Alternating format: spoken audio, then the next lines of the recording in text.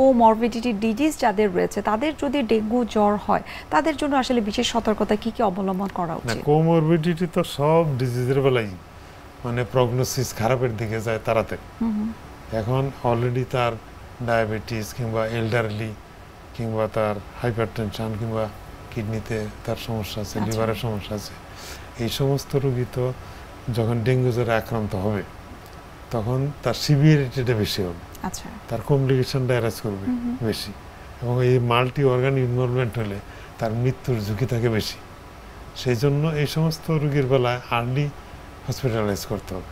Early hospitalise করলে তার মনিটরিংটা ভালো হবে, ডাক্তাররা বুঝতে পারবে তার কী কী সমস্যা আসতে দেখা যাচ্ছে, সেই অনুযায়ী তার চিকিৎসাটা ইমিডিয়েট হবে।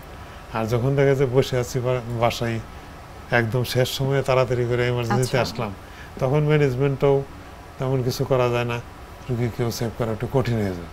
এই জন্য যাদের কোমরবিডিটি আছে তাদের আর্লি চিকিৎসা নিতে হবে, তাদের আর্লি ডাক্তারের কাছে যাইতে হবে। যাদের কিডনি রিলেটেড প্রবলেম রয়েছে, আমরা সবাই জানি যে কিডনি পেশেন্টদের লিকুইড রেস্ট্রিকশন রয়েছে, কিন্তু তখন যদি তার ডেঙ্গু জ্বর হয়ে থাকে তখন এই যে আপনি বলছিলেন যে তাদেরকে ফ্লুইড সাপ্লাই দেওয়া হয় বডিতে, তো সেটিকে আসলে আপনারা কিভাবে ব্যালেন্স করে থাকেন? সেটাও দিতে হবে, কারণ এটা তো আপনার টেম্পোরারি ব্যাপার, তার হয়তো এক সপ্তাহের জন্য।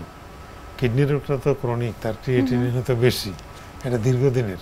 আমরা ফ্লুইড ব্যালেন্সটা মেনটেন করলেও আইভি দেয়, তারপরে তো আস্তে আস্তে আমরা যখন সে রিকভারি করে যাবে, ভালো হয়ে যাবে, তখন সে আবার আগের অবস্থানে। এবং সেটা কিন্তু হসপিটালেই করা উচিত। হসপিটালেই করা উচিত।